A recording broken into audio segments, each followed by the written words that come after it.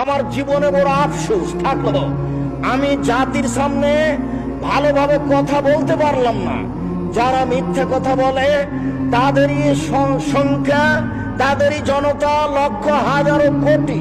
যারা বিবেচনা করতে পারে না, বিবেচনা করে বলে না, কেসা কাহিনী দিন কাটাই, তাদেরই জনতা লক্ষ কোটি।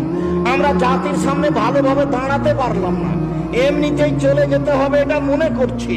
এরপরে বলছি, পরিস্থিতি যা, যেইভাবে বক্তব্য চলছে, যেইভাবে সামাজিক অবস্থা, তাতে বক্তব্য দিয়ে ইবাদত করে বিচার মাঠে জান্নাত পাবো এটা আমার মনে বলে না।